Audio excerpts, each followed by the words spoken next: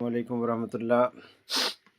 दोस्तों, कई दिन से मेरे चैनल पे वीडियो मैं नहीं डाल रहा हूँ। उसकी वजह यह है कि मैं खुद एक कोर्स में हूँ। जो कोर्स का मेरा एक्सेस था, अभी उसमें मैं कुछ वीडियो वगैरह देख रहा हूँ, प्रैक्टिस वगैरह कर रहा हूँ, इसलिए टाइम नहीं निकल पा रहा।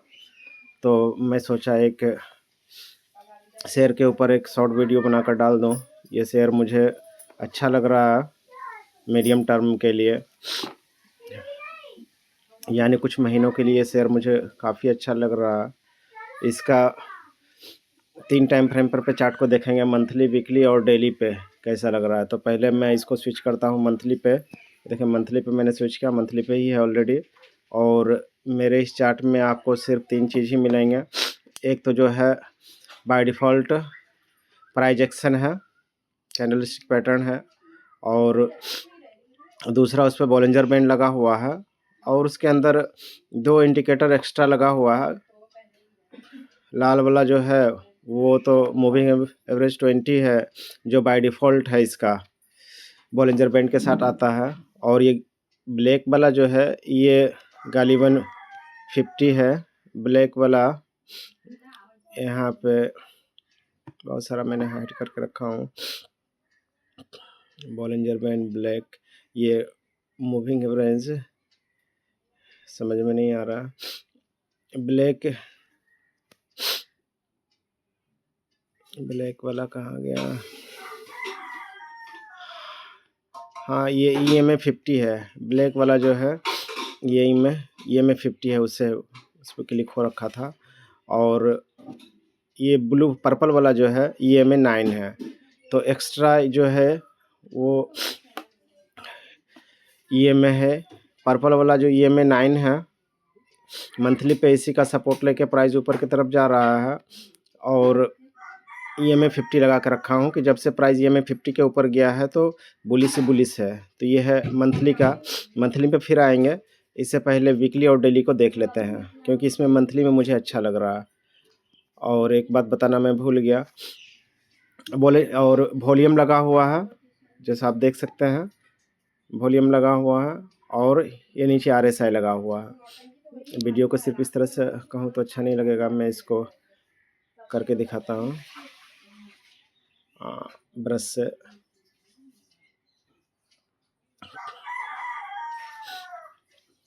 अब ये भी एक, तो ये एक तो जो है आप देख रहे हैं, ये ऊपर का लाइन और ये नीचे का लाइन, ये बॉलिंजर बैंड है। इसको सेटिंग में जाके लगा सकते हैं।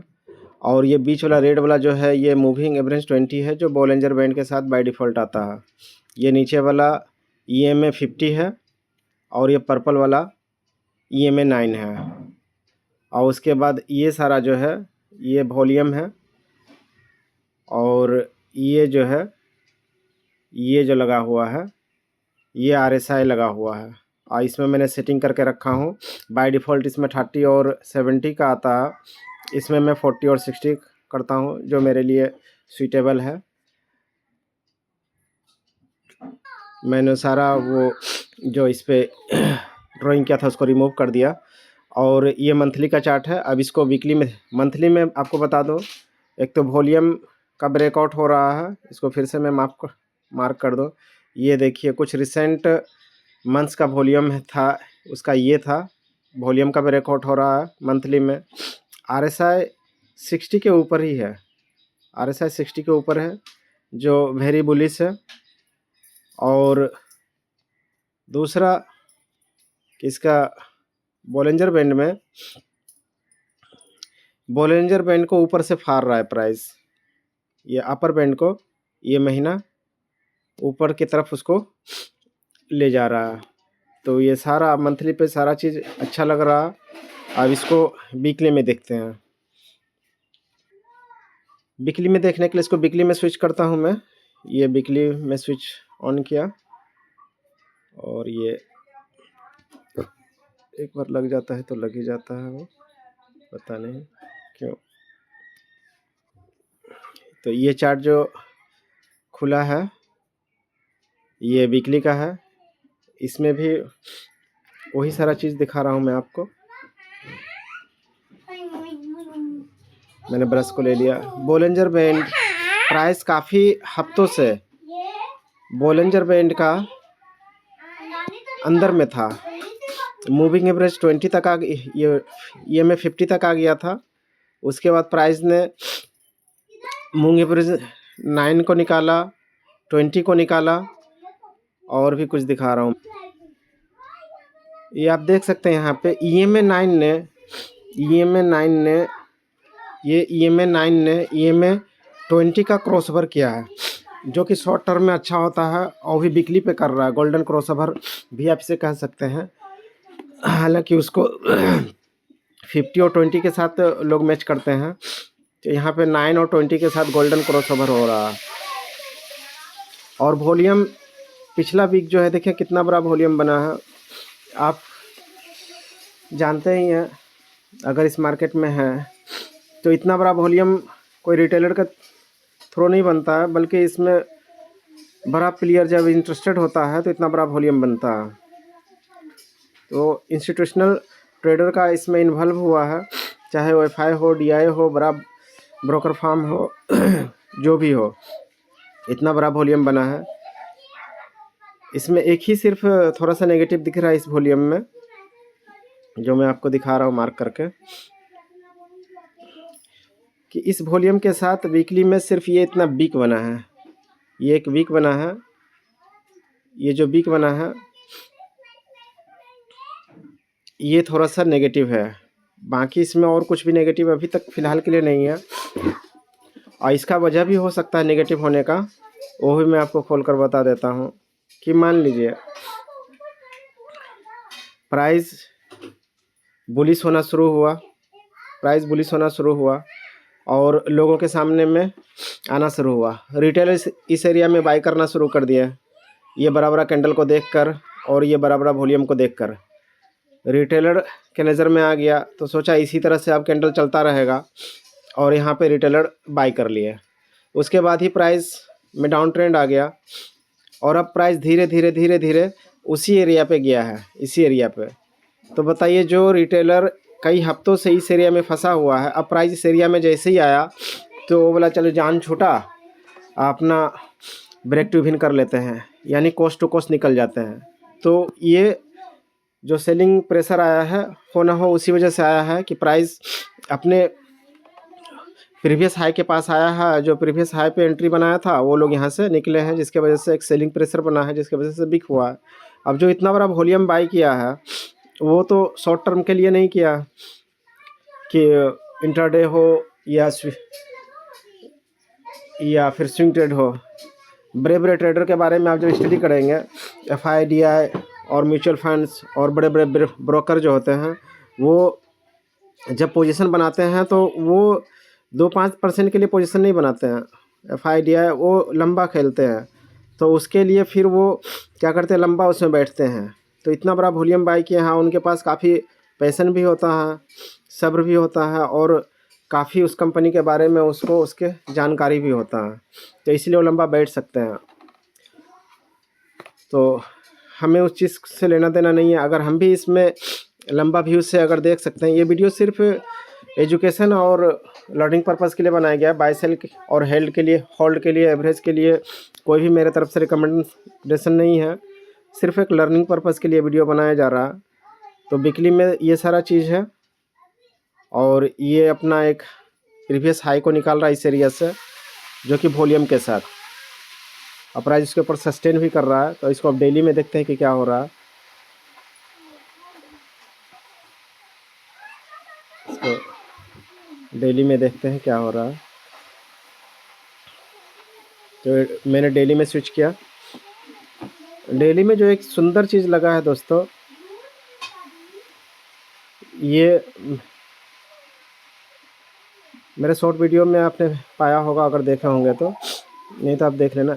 ये प्राइस डेली में कई दिनों से, पीछे और स्लाइड करें तो कई दिनों से प्राइस एक रेंज बाउंड हो गया था, प्राइस में कोई भी मूवमेंट नहीं आ रहा था, और इसके वजह से बोलिंजर बैंड क्या हुआ, जो सिकुड़ सा गया था उसको एकदम प्रेस करके रखा गया, जैसे किसी स्प्रिंग को प्रेस करके रखा जाता है, और फिर उसको छोड़ा गया इतना काफ़ी, तो प्रेस स्प्रिंग को जब दबाया जाता है और उसको फिर छोड़ा जाता है तो वो किसी एक तरफ आप मूव करता है, या तो डाउन साइड या अप साइड।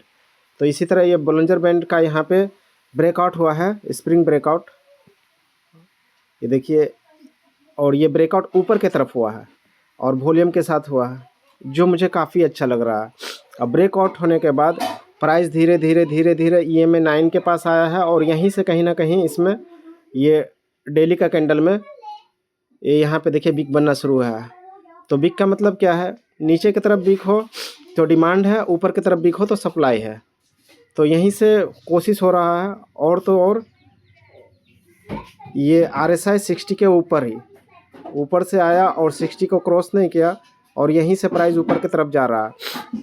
तो आप RSI के बारे में अगर आप जानकारी रखते होंगे या रखते हैं या स्टडी करेंगे तो आपको पता चलेगा, जब कोई भी शेयर RSI 60 के ऊपर ही ऊपर रन करता है तो काफ़ी प्राइस में तेज़ी आता है। उसके लिए आप चाहे तो नेटवेब टेक्नोलॉजी को जाकर देख सकते हैं कि किस तरह से RSI उसमें 60 के ऊपर ही मूव कर रहा था। तो कभी कुछ ही हफ्तों में प्राइस में 40 to 50% और आप कहो 60% उससे भी ज़्यादा का आप मूव दे दिया है। तो ये हो सकता है ये दूसरा नेटवेब बन जाए। बाय सेल की कोई रिकमेंडेशन नहीं है, अपने फाइनेंशियल एडवाइज़र के एडवाइस पे ही बाय सेल की रणनीति बनाए। मैं कोई सेबी रजिस्टर्ड नहीं हूँ।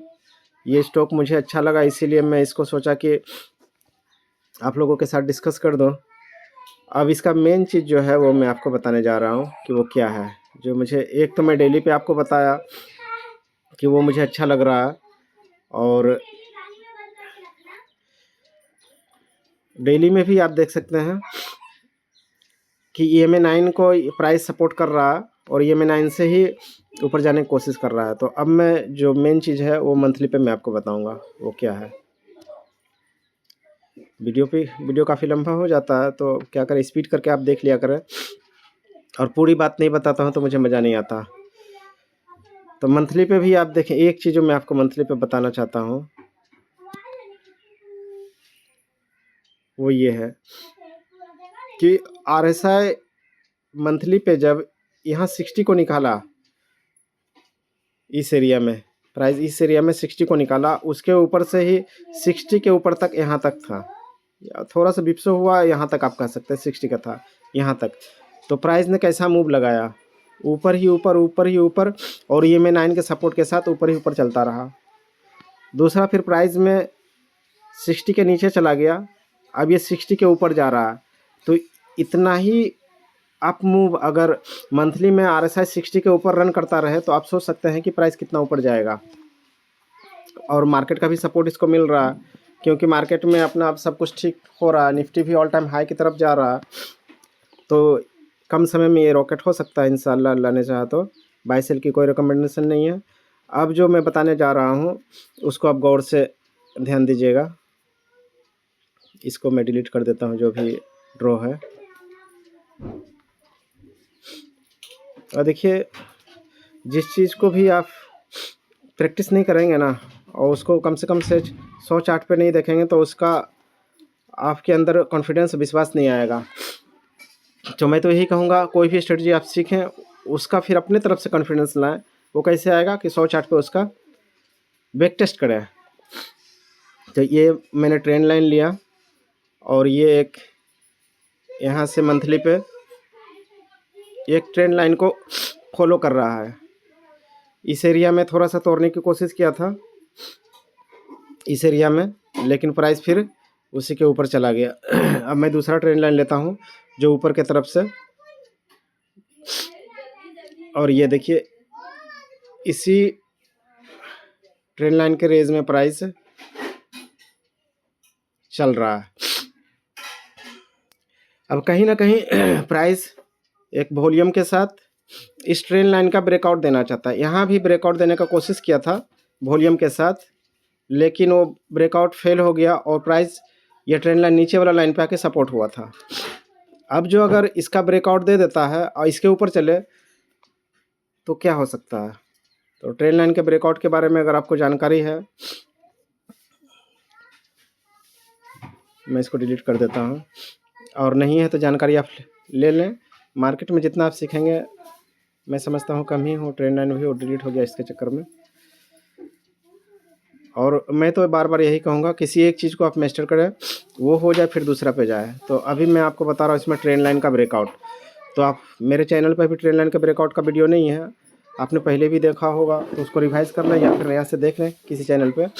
तो इसका जब ब्रेकआउट होता है तो मिनिमम टारगेट जो होता है, कम से कम इस चैनल का टारगेट ऊपर की तरफ मिलेगा, कम से कम मिनिमम उतना मिलेगा,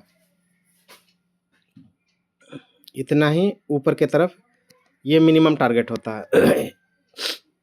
एक तो ये होता है नॉर्मल, और अगर उसका भी ब्रेकआउट दे दे तो फिर उसका कहीं और ऊपर ब्रेकआउट दे सकता है। तो मिनिमम तो इतना दे सकता है।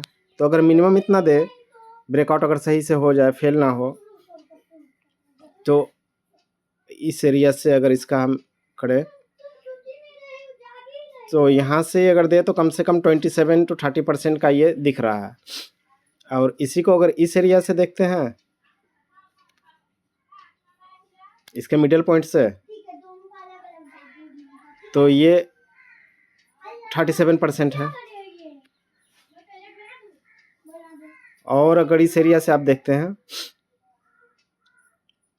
तो देख रहे हैं ये नियरली 70% का है। थोड़ा सा और इधर बढ़ा देते हैं तो इस एरिया से ये तो 40% है। तो आप देखते हैं ट्रेंड लाइन में अलग अलग जगह में इसका अलग अलग ये टारगेट दिख रहा है। तो अगर इसके पास वाला ही अगर हम लेते हैं, मान लीजिए हम ज़्यादा के ये नहीं, तो इसका पहला कैंडल ये जो यहाँ पास में है, इसी का अगर ब्रेकआउट का टारगेट लेते हैं तो 25 to 30% दिख रहा है।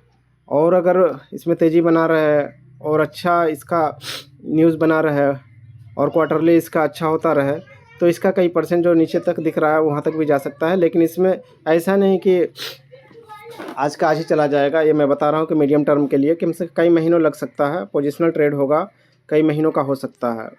तेज़ी आएगी, मंदी आएगी और धीरे धीरे प्राइस उसी तरह से ऊपर जाते रहता है। देख सकते हैं प्राइस जब ऐसे गया था, यहाँ गया, फिर नीचे आया, फिर ऐसे आया, फिर ऐसे आया, फिर ऐसे आया, प्राइस इसी तरह धीरे धीरे ऊपर जाता है। और कभी कभी होता है कि रॉकेट की तरह सीधा चला जाता है, जैसे नेट वेब में आप देख सकते हैं। तो अगर इसी तरह इसमें भी हो जाए तो हो सकता है, क्योंकि सारा चीज़ इसका बुलिश लग रहा है। एक तो ये फिर से मैं दोहरा देता हूँ कि कई महीनों का ये क्या कर रहा है, कई महीने का आप देख सकते हैं, कई महीने का ये वॉल्यूम का ब्रेकआउट हो रहा है। आप गिनती कर लेना कितना महीने का वॉल्यूम का ब्रेकआउट हो रहा है। बीच में एक जगह यहाँ हुआ था जो भी फिर से नीचे आ गया था, और सब कुछ अच्छा ही है। EMA 9 के ऊपर है, और 50-20 को तो छोड़ ही दीजिए, RSI 60 के ऊपर है। और मंथली में भी बॉलिंजर बैंड का ब्रेकआउट का स्थिति बना हुआ है। वीकली में भी बॉलिंजर बैंड घड़ियाल की तरह अपना मुंह खोलने के लिए तैयार है।